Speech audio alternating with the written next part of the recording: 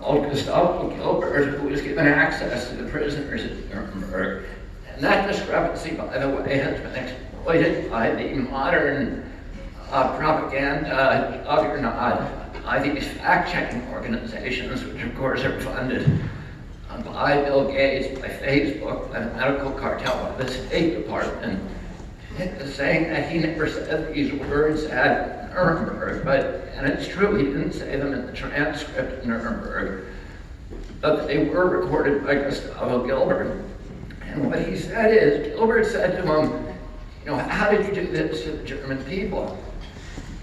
And he started explaining all their propaganda techniques, and Gilbert interrupted him and said, but that couldn't happen in a democracy because there's free choice, there's critical thinking. And he said, you can do this, Goering said, you can do this in any system. It doesn't matter whether it's a democracy or a monarchy or a communist system or a fascist system. All you need to do is invoke fear. You tell the people that are under attack that you're the only one who can save them, and that anybody who disagrees with you is a threat to the Commonwealth. And they will do anything that you tell them to do.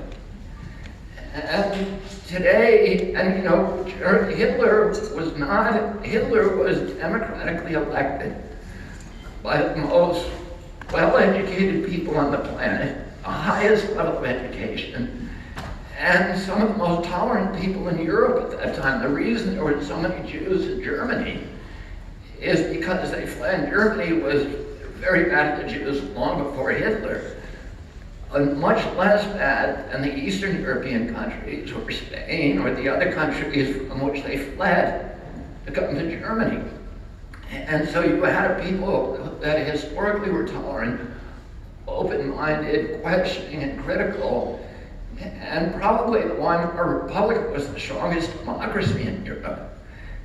And Hitler was elected, he did not take over. He was elected by people who he had 3% of the vote in the previous election. And then he won the majority because he was able to manipulate the use of fear. And we've seen one of the alarming parts of this pandemic for those of us who are a little conversant with the kind of medical paradigms that are being invoked right now, to understand with such clarity the manipulations that are taking place, the chicanery, the hiding of real data, the obscuring of all of these, of true facts and figures that we could use to make rational policy decisions. How the case fatality rates relate to the seasonal flu for each age group. Who is dying at what age, who is not? What are the real death counts from COVID? CDC has admitted that 96% of the people, only 4% of the people who are characterized, who it classifies as having died from COVID, died from only COVID. At the average number of potentially fatal comorbidities in the remaining 96% is 3.8. The people who died, 96% of them had almost 4 other reasons that might have killed them. And the manipulation of the death certificates, the manipulation of the PCR tests, all of these manipulations that are all designed, the Gates-funded projection from the London and from IMHE in Washington, which they used to manipulate the lockdowns, which we now see were 40 times the death rate that actually was imposed by COVID. So all of these mechanisms appear to have been deliberately manipulated to put our population in a state of fear. And what happens when you have a population in fear? You have the complete obliteration of critical thinking. And people stop asking questions, and it is a biological impulse. We retreat to the hardwired impulses that were hardwired into us during the 20,000 generations that the human race was wandering the African savannah in small tribal groups, at war and battle, besieged all the time. And the only way to survival was to follow a strong male leader, to embrace a common orthodoxy that would provide unit cohesion, and then to practice blind obedience to the leader.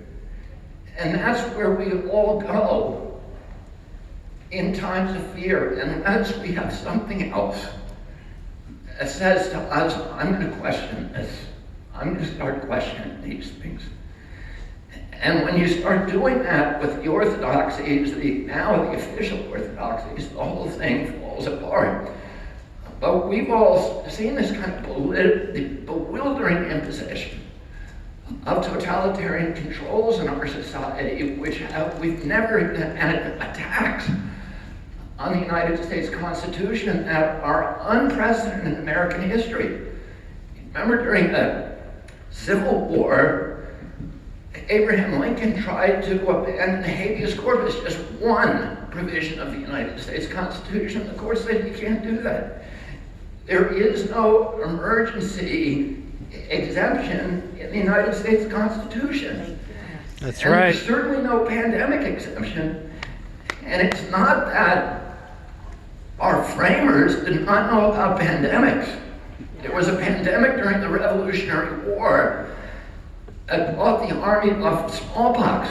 Right. Brought the armies of New England to a standstill for 3 months. Yep. And they all knew about it. And there was another pandemic during the American Revolution of malaria.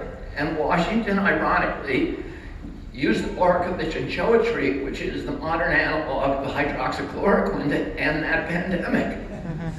Wow. And so they knew about what pandemics were, but they didn't put in the United States Constitution that all these rights will be suspended as soon as we have a pandemic.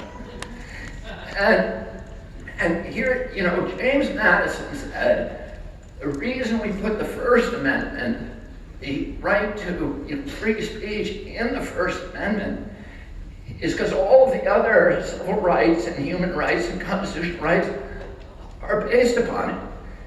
If a government can hide what it's doing by censoring its opponents and silencing dissidents, it has license to do anything that it wants.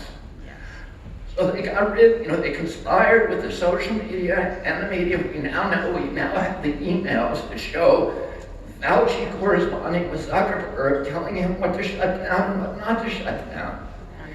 And they shut down the critics, and once they did that, once they imposed censorship, and they closed debate off on the public square, they were able to go after all the other amendments. So they went after religious freedoms.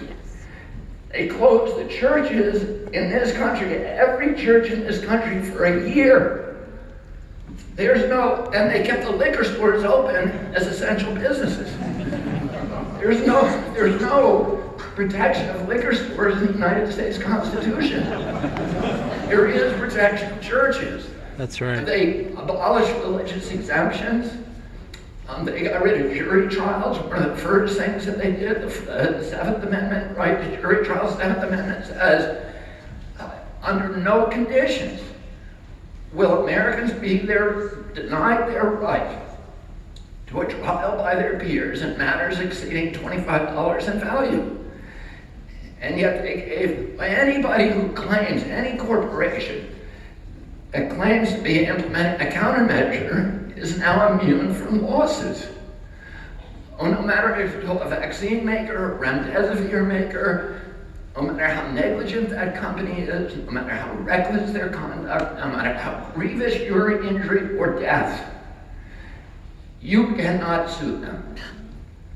And that, again, is novel in American history. All these companies now, and I saw it yesterday in the Theranos lawsuit, that the judge has banned unvaccinated jurors. That ultimately, we all know, is now a political implication. Yes. Because you're getting rid of all the black jurors. The highest unvaccinated, 70% of blacks are unvaccinated. Wow.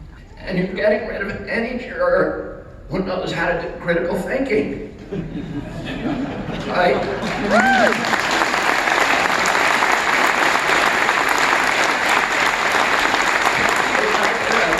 They got rid of the rights of association, rights of assembly, by telling us we had to social distance from each other, we can't gather in crowds.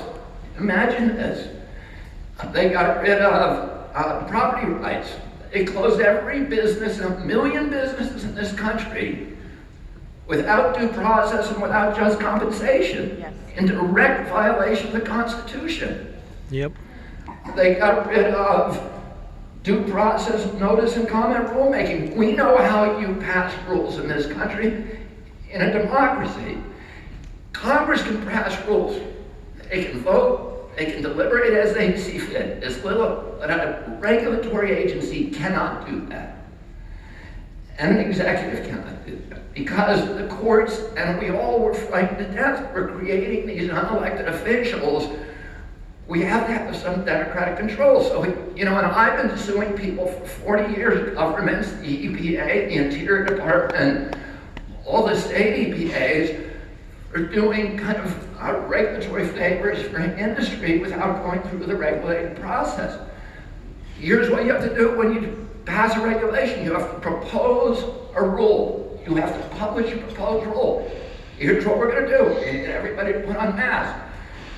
You have to publish an environmental impact statement, a regulatory impact statement, an economic impact statement saying, here's the science that we use to support that rule. Here's the justification for it.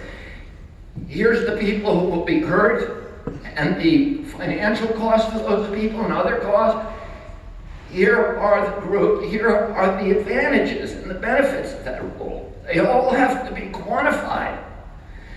And then they have to give the public a chance to comment, notice and comment. The public then writes in and says, wait a minute, I run a wilderness kayaking group that you're going to put out of business and destroy, and there's no reason there's no science that says that masks will, and on these outside settings, are going to help. Why don't you exempt my business? Every business has a right to write in and say, well, we can do this, we can do that, we can mitigate the risk. So let's change the rule to accommodate that so it's as narrowly tailored as possible, as the law requires. None of that happened. And you have a public hearing where Tony Fauci brings in all of his science, the same mask work, none, Right. and all of his scientists that he relied on, and he is not going to be able to find one because we will destroy them in depositions and embarrass and humiliate them. That's what has to happen.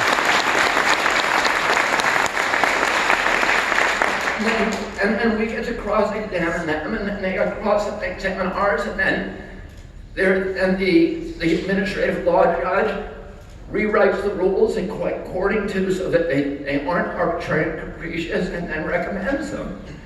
And then if they don't reflect the evidence, we can sue the agency. So there's all these democratic protections. All of that was waived.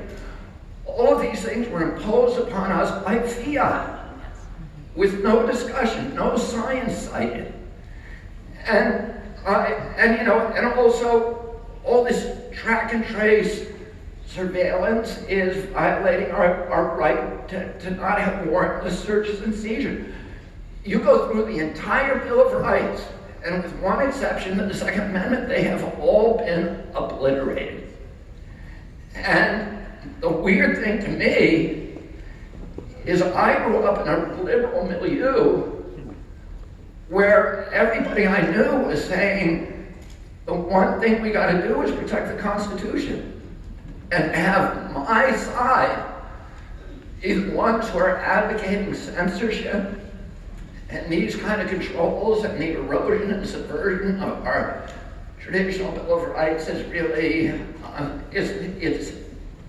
It is surreal.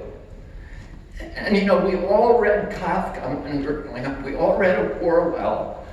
We all watched, you know, we all saw, you know, we read all these Robert Heinlein, all of these stories, these parables about the imposition of totalitarianism. None of us, all of us knew what right was from wrong. And it's bizarre to me to see how people have forgotten those things. One of the things, and you know, I'm writing this book now, about to publish this book on Anthony Fauci. And part of my journey in writing that book, it's taken me over a year of really intense research, it took me kind of on a journey to try to explain how this could have happened in America. And one of the things that I discovered during this process is that what's happening now, this lockstep imposition of totalitarian controls, not just in America, but in every one of the liberal democracies in the world and all of the other countries in the world. You know, China moved into Hong Kong and banned the last democratic newspaper, and everywhere in the world we see liberal democracy and constitutional rights disappearing. And it all happened at once, as if it was planned. Yes, yes. And I don't consider myself a conspiracy theorist, and it's tough to imagine how anybody could have planned this. But then I stumbled on these simulations, and many of you saw the simulation that took place in 201, Event 201. In October of 2019. So we now know that the virus began circulating around September 14th. And so this took place after the virus was already circulating in Wuhan. And the people who took part in that simulation were the deputy director of the CIA, April Haines, who's now the number one person in control of the National Security Agency under Biden. Bill Gates, of course, who financed it. People from the social media groups, people from the biggest pharmaceutical companies, Johnson & Johnson, people from global corporate PR agencies, and health officials from all over the world, including the Chinese CDC. And what were they simulating? They were simulating a pandemic, but they weren't simulating a medical response to that pandemic. They were simulating a militarized response. How do you use that pandemic to, particularly in that Event 201, to impose censorship globally? And that's what they were modeling. And if you go look, particularly at episode 4, it's all about, and oddly, their preoccupation was, how do we stop people from talking about the fact that this virus may have been lab generated and released? So they're talking about that in October of 2019, and I'm not making this up. You can go to the simulation and see this. How do we shut these people up? George Gao, the head of the Chinese CDC, is saying we need to stop people from talking about that issue. But as I looked at that issue, I found that there was another one called SPARS, where they did the same thing. They're not talking about how do you quarantine the sick and care for them. Instead, how do you lock down the healthy, something never been done in history? How do you force people to wear masks? How do you force people to comply with social isolation? How do you bring in the military? How do you silence all dissent? And we're talking about how do you get people to take vitamin D, and how do you build their immune systems and tell them to lose weight, to exercise. 80% of the people who died were overweight, and it was probably a lot more than that because they were counting people who died from lightning strikes and car crashes. And how do you get how do you develop therapeutic drugs, off-the-shelf therapeutic drug? Most obvious thing to do, to create a communication system among the world's 11 million doctors, people who are frontline treating the disease, so that every successful treatment protocol is called in, other people given the opportunity to repeat it, and then ways to assess which ones are working, which ones aren't, and do really rapid placebo-controlled trials in hospitals all over the world, and to create field clinics where you're treating people who are not sick but are infected, so they never have to go to the hospital, and develop protocols so they never have to leave their homes. So you want to avoid hospitalizations. One, because that's the reason they gave for shutting down society. Two, if you can treat somebody before they leave their home, every time somebody leaves their home who's sick and going to the hospital really sick, that is a super spreader event. That person is spreading the disease to Uber drivers, to doctors, to nurses, to family members, to people on the street. You want to treat them at home. Give them the things that we know kill viral replication. Zinc and anything that enhances zinc, like hydroxychloroquine, ivermectin, and 100 other remedies that we now know Quercetin. dramatically reduce the spread of this disease. And what was our protocol? Our protocol was to do none of that. No treatment until you go to the hospital. Then your treatment are two things that are bound to kill you: ventilators and remdesivir. Yes. And Tony Fauci knew that remdesivir would kill you. Yes. Yes.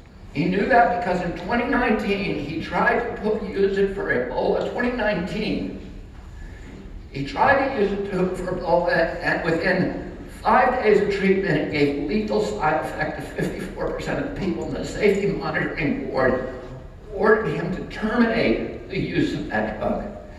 And he, through a phony, contrived, absolutely fraudulent study that he manipulated and orchestrated, of that drug made standard of care. It is homicide. Yes.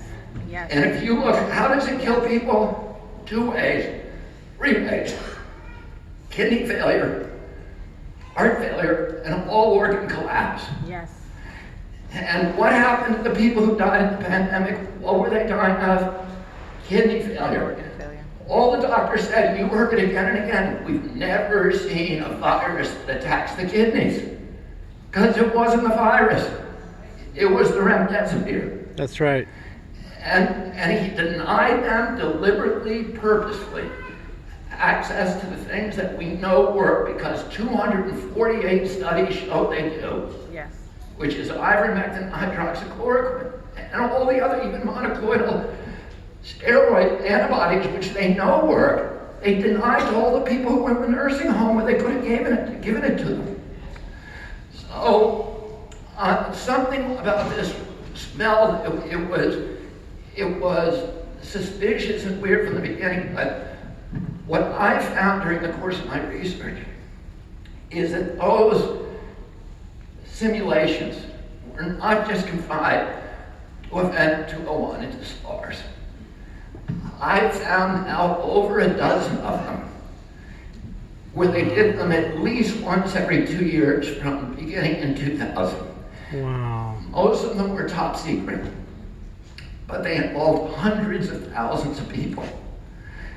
They were doing these simulations with all the police forces, many of the big city police forces in our country, with frontline doctors and nurses, with medical officials, with the big corporate officials from the energy industry, from the medical cartels, from the pharmaceutical industry.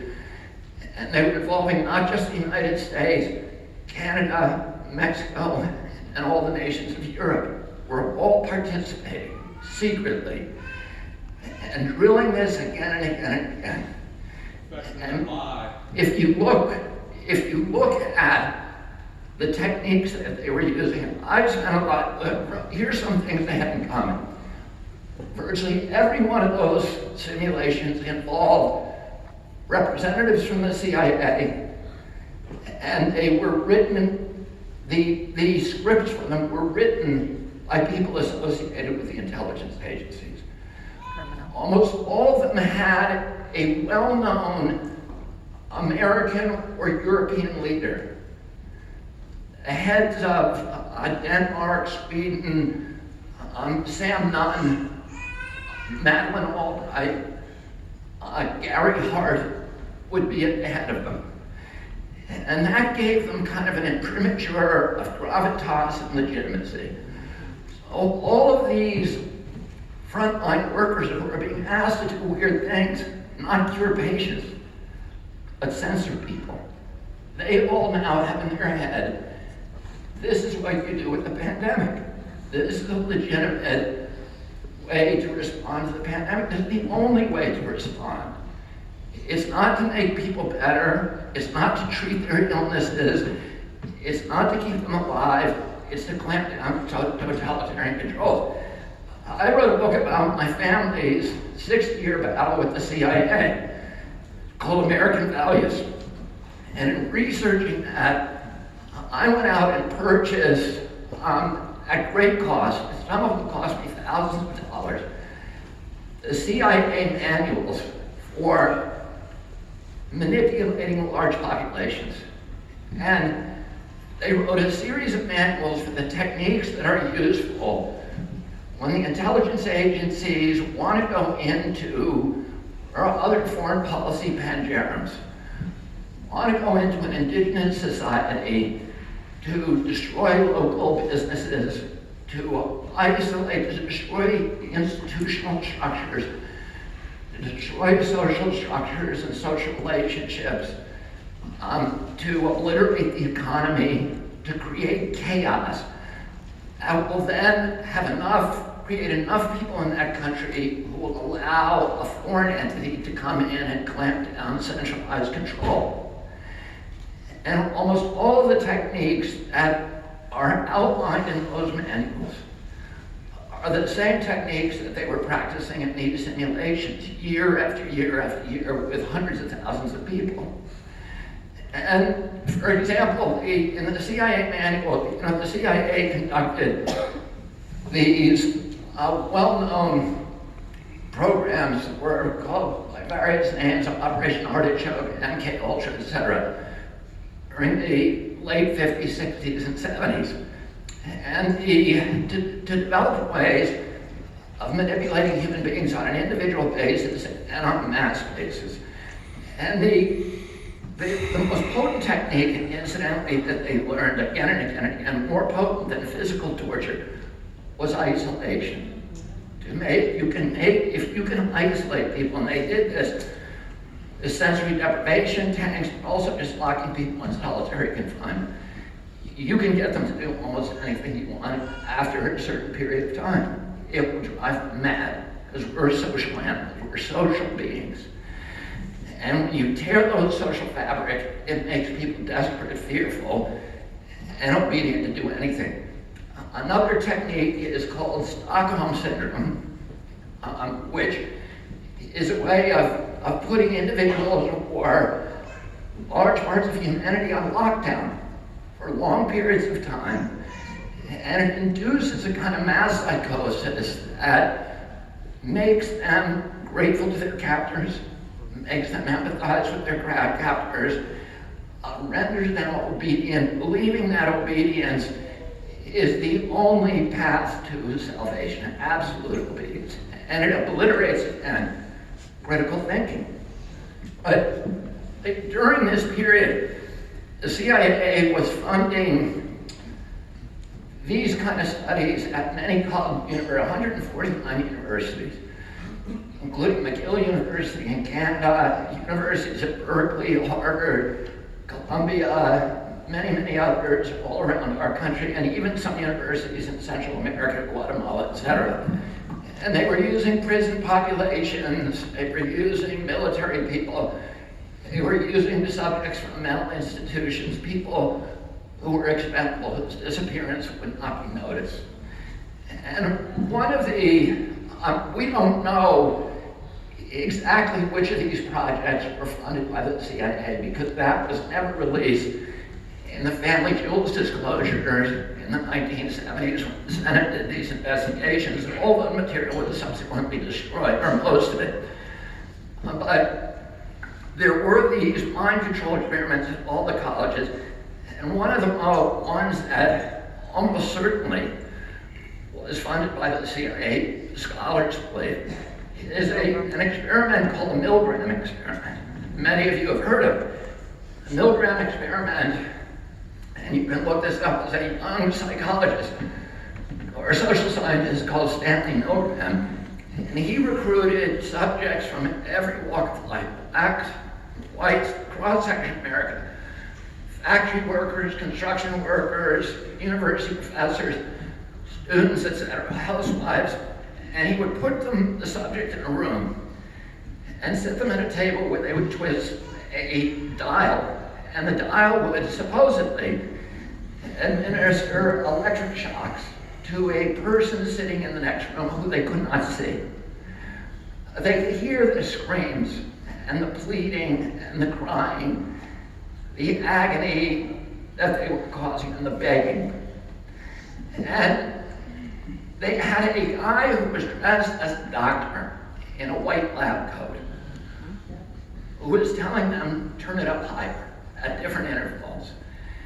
And many of the people who were turning it up were crying because they didn't want to do it, because it clashed with their essential values. It clashed with their conscience. They had to overwrite their conscience. And the doctor would award them to 67%. You can look this up. Even Wikipedia, which is just a pharma propaganda site, yes. will tell you this. That 67% of the people, the Americans, who liberal, conservative, etc., who were told to do that, turned that dial up to 450 volts, where it said on the dial, potentially fatal. So they were willing to kill somebody if a doctor told them to do it. And that's a really important lesson for today. Because what do they have?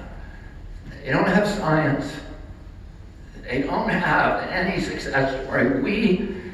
Tony Fauci gave us one of the worst, the worst record, arguably, in the world at preserving life.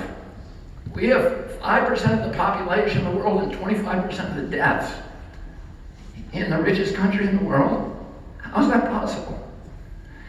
We have 1 in 1,600 per million died in our country. There's African countries where they take hydroxychloroquine once a week where they had 1 in a million die. So 1,000 times greater than these poor countries that at first they were telling us they're going to bear the brunt.